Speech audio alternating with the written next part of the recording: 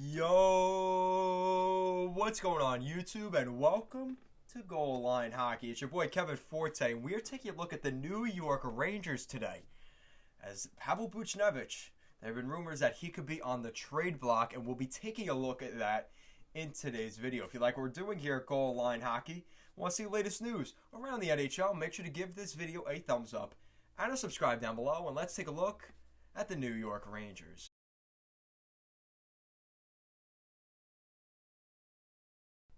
Alright, so before we get too far into this video, guys, I want to give a quick plug to our Instagram and Twitter handles at goalline_hockey. Links will be in the description down below, as well as playing throughout this video. And make sure to check out our Patreon, where every Thursday night we post a weekly podcast talking about the latest news around the league.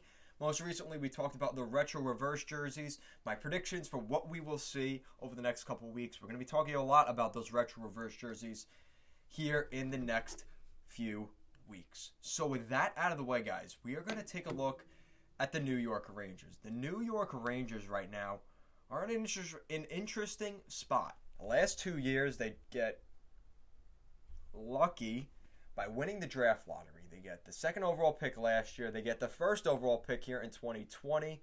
So now they've added Alexis Lafreniere and Kaapo Kakko, two very talented players for that lineup. But how does that affect them moving forward, and possibly some trades we could see? So Alexis Lafreniere, I think, should be playing on the third line with Filipino and Julien Gauthier. That's what Daily Faceoff has, and that's what this recent article by BlueShirtsHockey.com. I'm sure you Ranger fans, if you know anything about the Rangers, you've probably seen their articles. ForeverBlueShirts.com, they're a great source, and they talk about the New York Rangers. So you guys, you Ranger fans out there, they're pretty good with that. David Quinn is definitely going to have to get creative, though, because you've got a lot of guys now in that group. Brendan Lemieux, does Chris Kreider possibly fall into the bottom six? So, the Rangers have a really good group up front.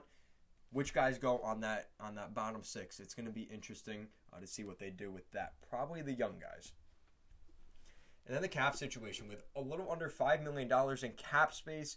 What do the Rangers need to do? And I think,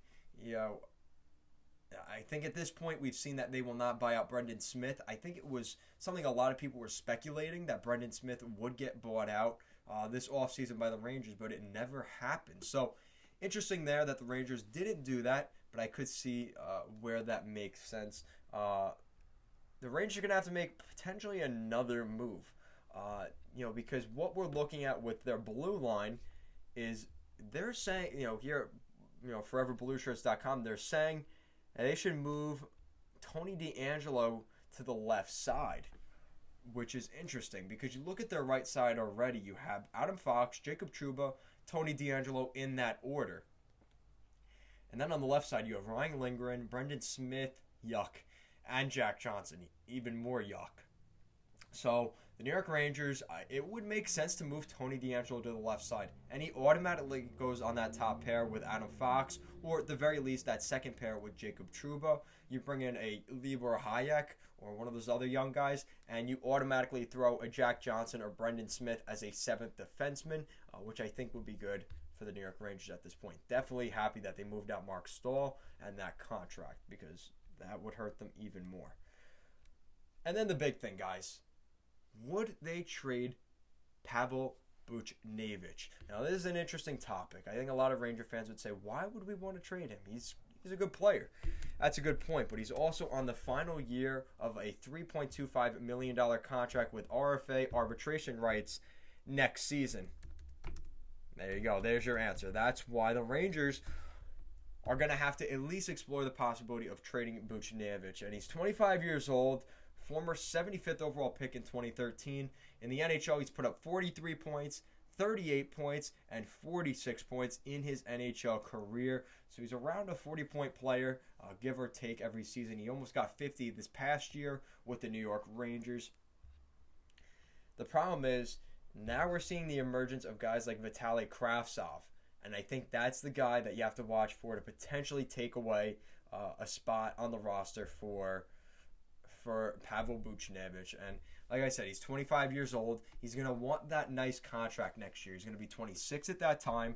He's probably going to want a 5 or 6 year deal. Takes him till he's 30, 31, maybe 32 years old, and that's his big pay dirt contract next year. So Buchnevich, I wouldn't be surprised if the Rangers, between now and the NHL trade deadline, they're going to look and see what they have in Vitaly Kravtsov. If he is the real deal, they're going to stick with him. He's going to be cheaper, and he's going to probably produce around the same as a possibly $5 to $7 million Pavel Buchnevich at a much cheaper cost.